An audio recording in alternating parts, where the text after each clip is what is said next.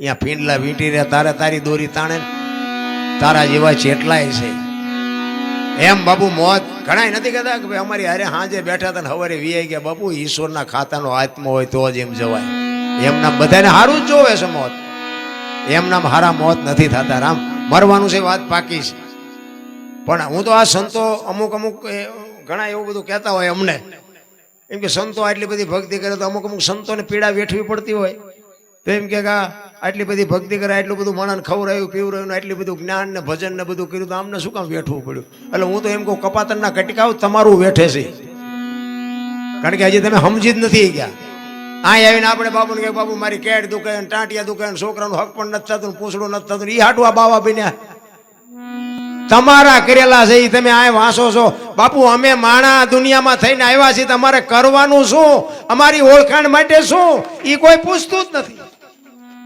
છોકરો આમ ને બૈરું આમ ને એ તો ત્યાં ઊભું કર્યું છે બાપુ એ ઊભું કર્યું છે કોને કીધું તો આ બૈરું લઈ આવી ભગવાને આપ્યું છે તમે આખું ગામ લઈને ઘોડામાં ચડીને જ્યાં હતા પછી બૈરું એમ કે ઘરમાં વસ્તુ ખૂટી લાવી દેવી પડે ન હોય તો લાવી દેવી પડે વ્યાજમાં લાવી દેવી પડે તમે ઊભું કર્યું એમાં બાપુ શું કરે માણસના અવતારમાં શું આપણે જોવે સદગુરુ બાપુ સદગુરુ બનાવી અને સદગુરુ પાસે પછી તમે છોકરાની નોકરીઓ ને બૈરું હારું ને છોકરા હારા ને એના હાટું ગુરુ બનાવો પછી સદગુરુ તો બાપુ એક તમે કોઈ પણ પીડા તમે વેઠો વાત કરો એટલે બાપુ તો બરોબર છે કે ઈશ્વર પાસે કંઈક બંદગી કરીને તમારું કંઈક સારું થાય એવું કરે તો એ કર્મ તો બાપુ એને કંઈક ભોગવવું પડે ને હું તો ના પાડું છું તમારા કર્મ તમારી પાસે રાખો એક સદગુરુની કૃપા છે ને તો સદગુરુ તમારા કર્મ કાપવાની શક્તિ મળશે બાકી એવા કોઈને કર્મ કાપવા એક વાર તો અહીંયા અમે બેઠા હતા ને ઘણા વર્ષો થયા એટલે બધા અમુક કહેતા હતા બાપુ મારે આ તકલીફ છે મારે આ તકલીફ છે એક બેન તો કે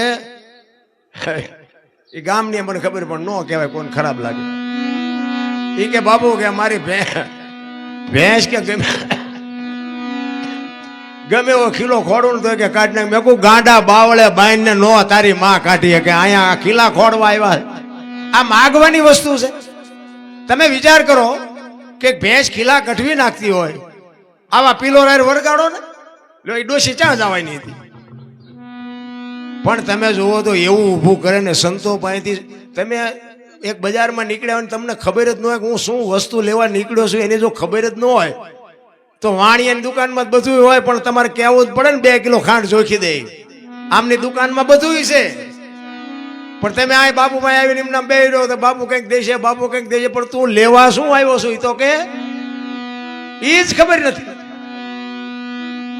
એટલે બાપુ સબરીની વેદના છે ને એ તમને મને કંઈક શાન કરે છે કે મારા નાથ તું જો અમને મળી નહીં તો અમારા ગુરુ મહારાજના શબ્દો ઉપર અમને ભરોસો કેમ રહીએ એટલે છેલ્લી ઘડીમાં કહે છે કે પેલા આપણા સમયમાં વાણિયા ધિરાણ કરતા દિવાળી આપણે હિસાબ કરતા દિવાળી સુધી આપણને બધું ઉધારે આપતા અને દિવાળી આપણે હિસાબ કરવો પડતો અને એનો હિસાબ જો પતે નહીં તો બીજો વાણીઓ આપણને આપે નહીં આવું એક આપણી પરંપરા હતી અત્યારે તો કાંઈ કોઈનો વિશ્વાસ કરતું જ નથી પહેલા તો બાપુ વર્ષો સુધી વિશ્વાસ હાલતો હતો એટલે સબરી એની વાત કરે છે કે તું તો અમારો શેઠ છો અને તું જો અમારું આ લેણું તારું મારું છે જો પૂરું ન કરતો હવે અમારી આંગળી બીજો કોણ પકડે એટલે કે છે અમે તારા છે આડતિયા ને શેઠ તું સો સાવકાર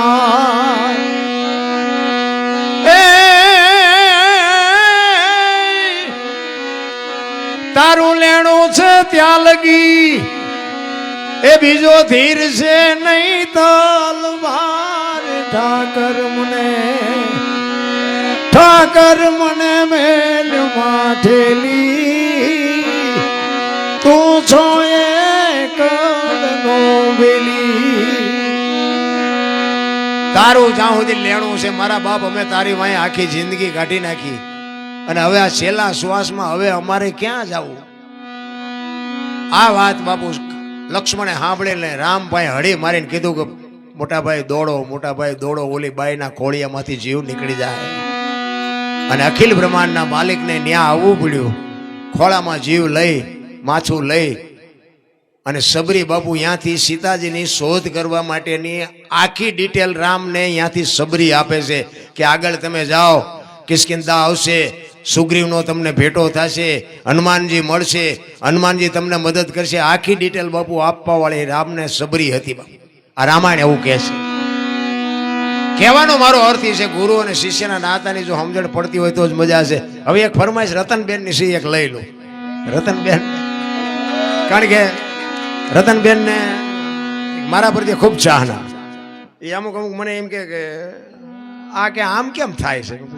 એ બધું થવાનું, આ જીવ છું ત્યાં સુધી આ થવાનું. તમે બહુ ઊંડાનો ઉતરશો. એકવાર નારદ મુનિ વસ્તીમાં વિચરવા માટે નીકળ્યા ભિક્ષાવૃત્તિ માટે, અને એક ગામમાં ગયા. બાપુ ઉતાવળ નથી ને? આપણે શેરાની બાઈ સાહેબ બધા આમ.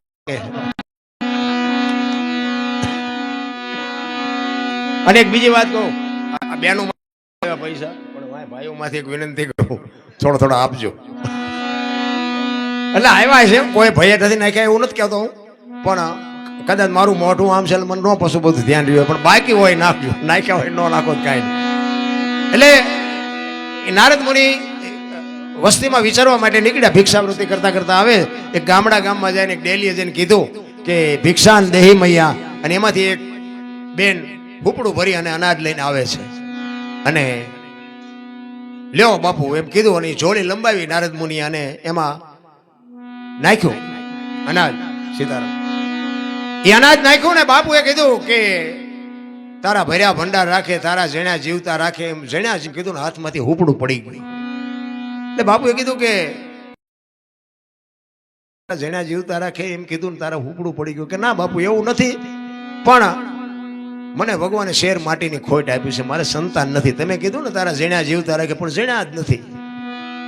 અને નારદ મુનિને બાપુ હબાકો આવ્યો કે હા હુપડા ભરીને જે સાધુને અનાજ આપે, અને ભગવાનના દરબારમાં ક્યાં તૂટો છે? ખાવા ધાન નથી, આ 5 ને 7 આપ્યા ને આ એક દીકરો નો આપી શકે?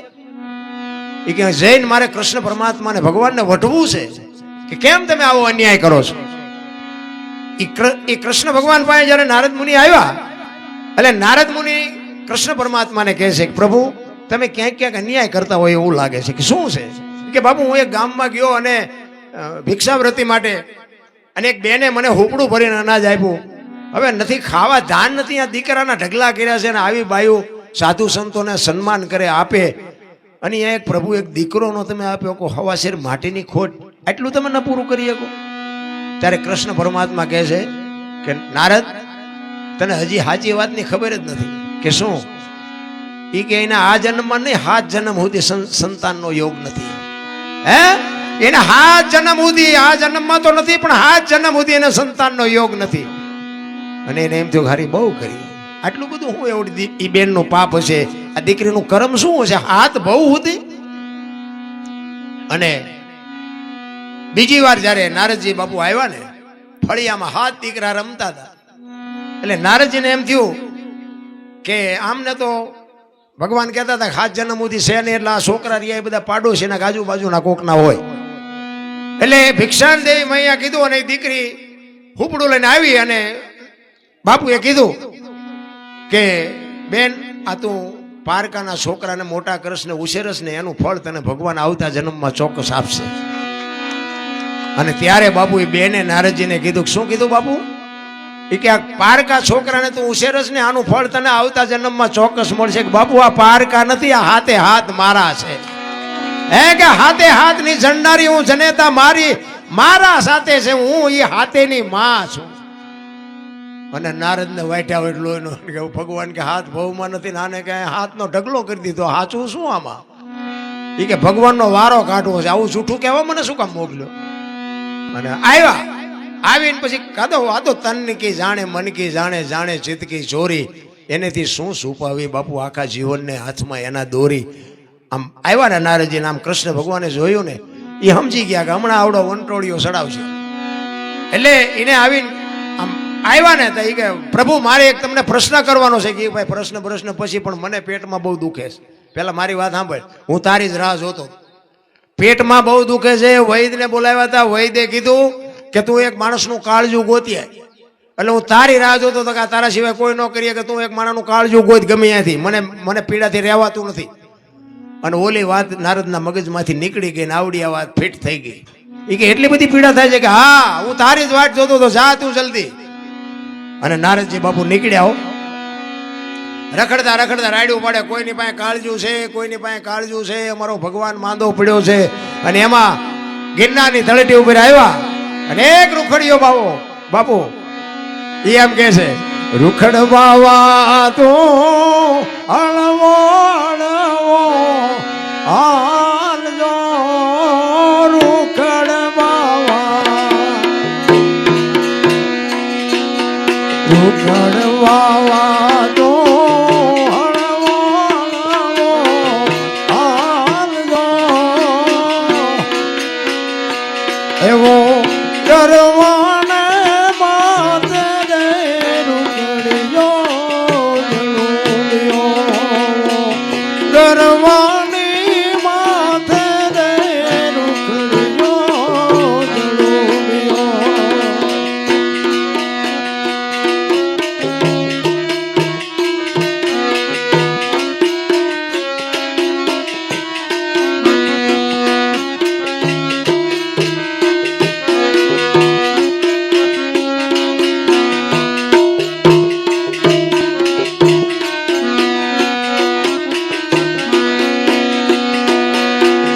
જેમ જાણું મેં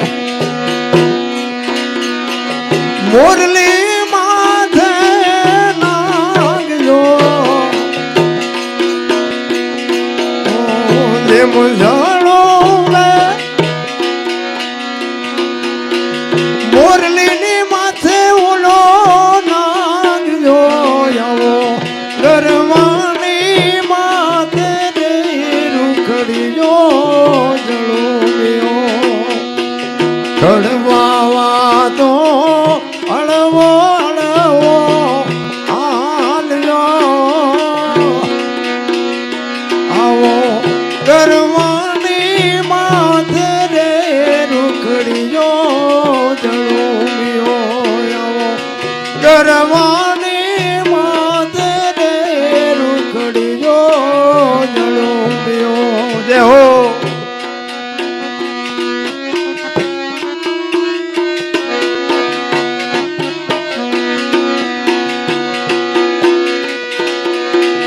જેમ જોડું મેં એ તાલી તો પાડો, તાલી તો પાડો.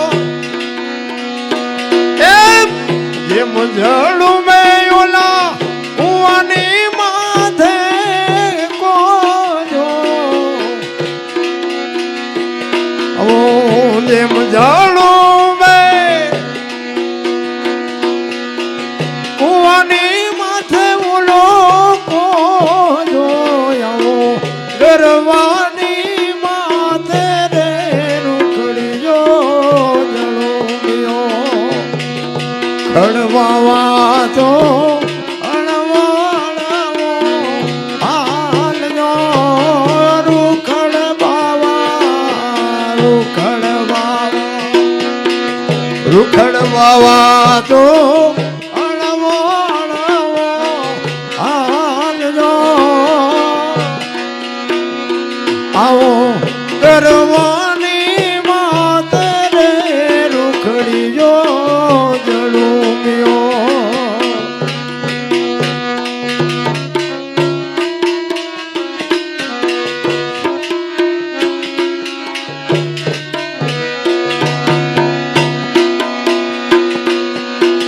જેમ જોડું મેં ઓલો ધરતી માથે આપજો, જેમ જોડું મેં ઓલો ધરતી માથે આપજો, એવો ગરવાની માથે રે રૂખડીયો જળુમિયો, આવો રૂખડ બાવા તો અળવો અળવો હાલજો, રૂખડ બાવા તો અળવો અળવો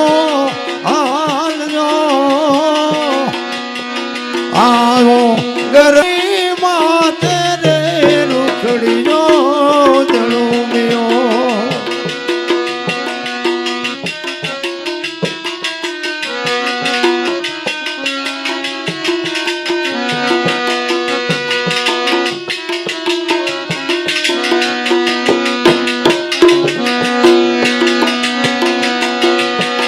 જેમ જોડું મેં ઓલા રાધા માથે કાન્યો,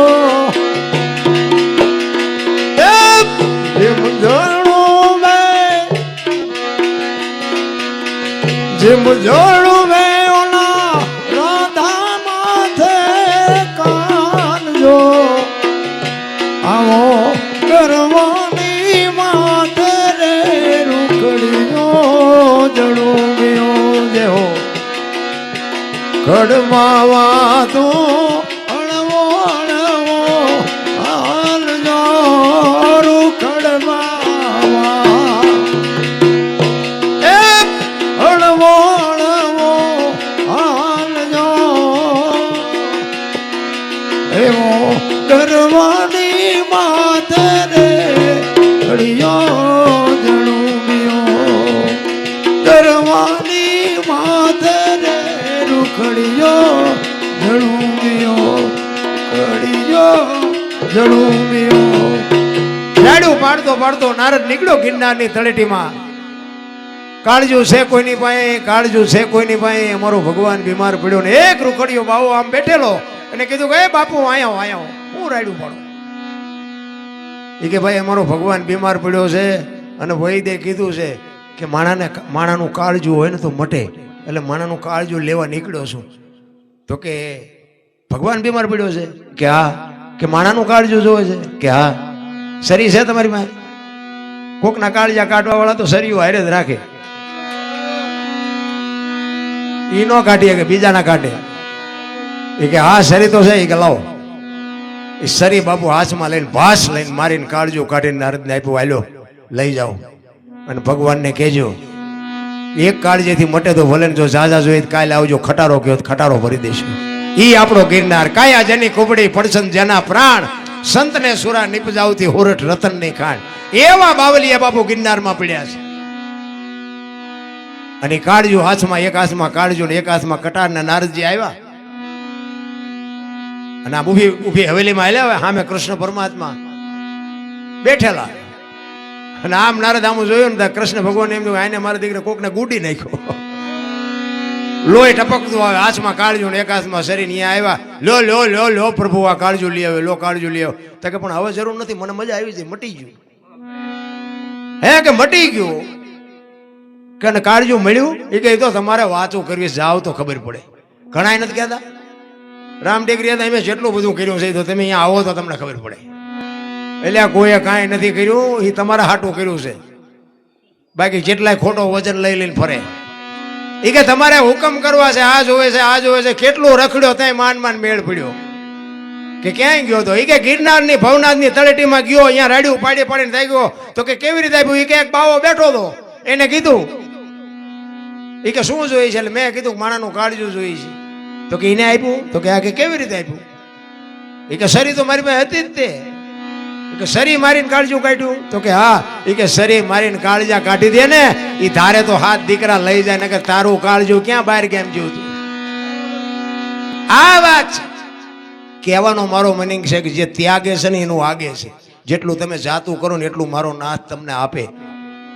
આ રામાયણ ને મહાભારત છે ને, રામાયણ શું કહે છે કે જે તારું તારું એને હું કે તારું છું, અને મારું મારું કરે એને હું મારું છું.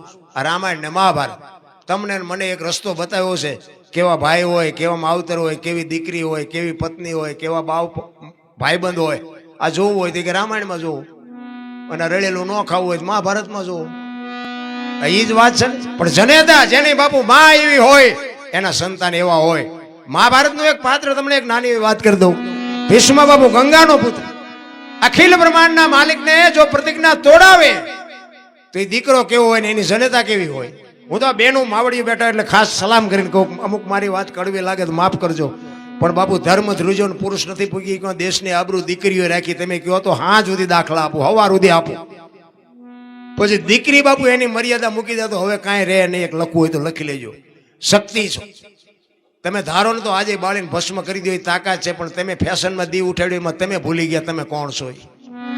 દેહના પ્રદર્શન હોય માવડીઓ, મારી બહેનો દીકરીઓ, હું તમને સલામ કરીને કહું છું, તમે વાપરો, ખાઓ, પીવો, મોજ કરો, બાકી દેહના પ્રદર્શન ન હોય. આ રામાયણનો એક તમને દાખલો આપું. સીતાજી કે લક્ષ્મણ રેખા ઓળંગી ગયા અને એનું હરણ થયું, તો તમે એમ માનો છો કે સીતાજીમાં શક્તિ નહોતી? સીતાજીની એક દ્રષ્ટિ રાવણ માથે પડે ને, રાવણની રાખ આ દુનિયામાં ન પડે. પણ સીતાજી આપણને આજની આ ભારતની દીકરીઓને બાપુ એક રસ્તો બતાવ્યો છે કે જે કીધું ન કરે ને, જે લક્ષ્મણ રેખા ટપી જાય ને, એનું આ દુનિયામાં હરણ જ થાય. બાપ હોય, દીકરી હોય, મા હોય, પત્ની હોય કે ભાઈ હોય, જે લક્ષ્મણ રેખા ટપી જાય એનું આ દુનિયામાં હરણ જ થાય. પછી રાવણ મરી ગયા એમમાં ન રહેતા ગામો ગામ છે. કે સીતાજી એટલે એક આગની એક મિથિલા નરેશની દીકરી, અગ્નિનો ગોળો હતો, ગોળો. રાવણની કોઈ તાકાત નહોતી કે સીતાજી સામે લાંબો હાથ કરી શકે, પણ એ કેળો આપણને બતાવ્યો. એ જ ભીષ્મ બાપુ કુરુક્ષેત્રના મેદાનમાં 18 દિવસનું યુદ્ધ હાલ્યું ને, તેથી દુર્યોધને ભીષ્મને કીધું કે તમારા પેટમાં મેલ કેટલો છે, કે અર્જુનને મારવું હોય તમારા ડાબા હાથનો ખેલ, તમે મારા પક્ષમાં છો, મારું ખાવ છો, મારા હથિયાર છે, અને અર્જુનને તમે એક મારી ના શકો. પેટમાં કેટલું પાપ છે એમ કીધું ને, રૂવાડા ઉભા થઈ ગયા. ભીષ્મને કે આ મને શું માનતો હશે. અને બાપુ તેદી આખી દુનિયામાં કોઈ એવી શક્તિ નહોતી કે ભીષ્મની સામે કોઈ ઉભો રહી શકે. અને એ વખતે ભીષ્મએ કીધું કે કાલના યુદ્ધમાં તું જોજે શું પરિણામ આવે છે, પાંડવોને રહેવા ન દઉં. અને હામાં બે આવીને ઉભા રહ્યા ને કુરુક્ષેત્રના મેદાનમાં. તેથી ભીષ્મ કૃષ્ણ પરમાત્માને કહે છે કે તું જે પક્ષમાં હોય પક્ષ કોઈ દી હારે નહીં, પણ મને ખબર છે કે આમાં કોણ જીતવાનું છે, કોણ હારવાનું છે, પણ દુર્યોધનનો સેનાપતિ બન્યા વગર મારે છૂટકો નથી. એનું અનાજ મેં ખાધું છે. તો કૃષ્ણ ના પાડે છે કે ના, હું હથિયાર નથી ઉપાડવાનો, હું તો એક અર્જુનનો રથ લાવનાર સારથી છું, મારે હથિયાર નથી ઉપાડવાના. અને ભીષ્મ વિચાર કરે કે બીક તારી એકની જ લાગે છે, બાકી આમાંથી કોઈની તાકાત છે કે મને કોઈ હરાવી શકે? એ આમાં ચોથા દિવસનું યુદ્ધ છે. હામાં રથ આવ્યો ને, નામ કોર કાઢી ભલું હોઈ ગયા ભાણ ભાણ લતુહારા ભામણા જીયાના મરણ લગમાણ એ રાખે જે કસબ રાવો જળાળ જળાળ કિરણો મીડો પાથરવા. હામાં રથ આવ્યા અને બાપુ હથિયારની બાકા છીક મડીને બોલવા. અર્જુનને કીધું કૃષ્ણે કે હવે આ માર બાણ, તો કે પણ આ કાકા ને બાપા ને ભાઈઓ નામાં કોને મારો? એ કે ગાંડો થામાં ગાંડો, આ બધા મરેલા છે, તાર નથી મારવાના, મરેલા છે ને આ હગું અત્યારે ન કઢાય. તમે હું આપણે હગા છીએ, પણ કેટલા સુધીના હગા છો એ તમે મને કહો. તમારે મારે શું નાતો છે? કાંઈ છે જ નહીં. આ ભેગા બેઠા છે એટલો જ નાતો છે, બાકી કાંઈ નથી. અર્જુન ના પાડે છે અને કૃષ્ણ વિચાર કરે કે હારો અત્યારે આ મોટી મોટી વાર્તાઓ કરે છે કે કાકા ને બાપા ને આ બધા સામે મારવા બાજવા ઉભા છે. ઈ કે હથિયાર ઉપાડ. ઈ કે પણ મારી આમાં શિગર જ નથી હાલતી. કૃષ્ણ પરમાત્મા મૂંઝાણા. ઈ કે જો હું હથિયાર ઉપાડું મારી પ્રતિજ્ઞાનું શું, અને ન ઉપાડું તો મારા પક્ષનું શું? અને ભીષ્મ પિતા બાપુ વિચાર કરે છે કે તમે બે જણા ઘડીક વાદ કરો ને તો હમણાં દડે રમે એવું કહી નાખું. એવો બાપુ ભીષ્મ. અને પછી બાપુ કૃષ્ણ પરમાત્માને હથિયાર ઉપાડવા પડ્યા ને કીધું. ભીષ્મએ તરત મૂકી દીધા. કાં કહેતો હતો ને હથિયાર નો ઉપડો ઉપડાવ્યા ને કે ભાઈને. ઈ ભીષ્મ જ્યારે બાપુ એને કીધું કે પાંડવોને રહેવા ન દઉં, અને હાજે બાપુ કૃષ્ણ પરમાત્માને એમ થયું કે દાદાએ આવું કીધું છે, કાલનું શું પરિણામ આવે કાંઈ નક્કી નહીં. અને રાતના સમયે બાપુ કુરુક્ષેત્રના મેદાનમાં કૃષ્ણ પરમાત્મા વાયા હાથ રાખી અને રખડે છે કે કાલનો નિર્ણય મારે શું લેવો. દાદાએ કીધું છે કાલ પાંડવોને રહેવા ન દો. એમાં એક બાઈ કુરુક્ષેત્રના મેદાનમાં રાતે એમને જોવા મળે છે કૃષ્ણ પરમાત્માને. અહીંયા જાય છે કે અત્યારે બૈરું કોણ? ત્યાં જઈને કીધું કે માં કોણ છો? સફેદ વસ્ત્ર પહેરેલી બાપુ જોગમાયા ઉભી થઈને કહે છે હું ગંગાની માં, ગંગા છું, ભીષ્મની માં છું. કે માં તમે અત્યારે અહીંયા? એ કે કાલ મારો દીકરો અહીંયા પડવાનો છે મેદાનમાં, એને કાંટા ને કાંકરા ન વાગે એટલે હું આવી છું. કૃષ્ણ પરમાત્માને એમ થયું ભીષ્મ કહે છે કાલ પાંડવોને રહેવા ન દઉં, માં કહે છે કે મારો દીકરો પડવાનો છે, આમાં સાચું શું? ભગવાનને જે કુંડાળામાં નાખી દે બાપુ એની શક્તિ શું હોઈ શકે, એની જનેતા કેવી છે? અને રાતે સાવણીમાં આવી અને અર્જુનને જગાડી અને કૃષ્ણ પરમાત્મા કહે છે કે કાલ તમારે યુદ્ધમાં શિખંડીની આગેવાની રાખવાની. તો અર્જુન કે અમે બંગડીઓ પહેરી છે, શિખંડીની આગેવાની રાખી. એ કે ભાઈ હું કહું એ કહીને ઓલો કોઈને જીવવા નહીં દે. ભાઈ હું કહું એ કરજો તમારે જીતવું હોય તો. એ હવારમાં હામાં રથ આવ્યા ને શિખંડીની આગેવાની જોઈને અને ભીષ્મએ હથિયાર મૂકી દીધા કે આવા માય કાંગલા ભેગા આગળ રાખીને મારી યાર બાજવા આવો છો. હથિયાર મૂક્યા અને કૃષ્ણ પરમાત્મા અર્જુનને કહે છે કે હવે બાણ માર. કે એમને તો હથિયાર મૂકી દીધા. એ કે મૂકી દીધા એટલે જ કહું છું, નકર તમારી એકની તાકાત નથી કે આને તમે પહોંચી શકો. એ રૂએ રૂએ બાણ મારે અને ભીષ્મ પડ્યા. ત્યાં કૃષ્ણ અને અર્જુન બે ગયા અને ત્યાં પાછી બાપુ માં પ્રગટ થઈ ગંગા. ધગેલ ત્રાંબા જેવી આંખો આમ કૃષ્ણ પરમાત્માની સામે જોયું કે મધુસૂદન મારા દીકરાને ત્યાં દગો કરીને માર્યો ને, પણ શિખંડીને આગળ રાખ્યો. શિખંડીની જગ્યાએ કદાચ તું ઉભો હોત ને તો તને ખબર પડત કે ગંગાના ધાવણમાં કેટલી તાકાત હશે. બાપુ કેવી માં હશે. એટલે મારે કહેવું પડે કે ધરાવીને ધાનનો નીપજે, કુડવીને માડું ન હોય, જેળ જખરા નીપજે જેની જનેતા ઓછલ હોય.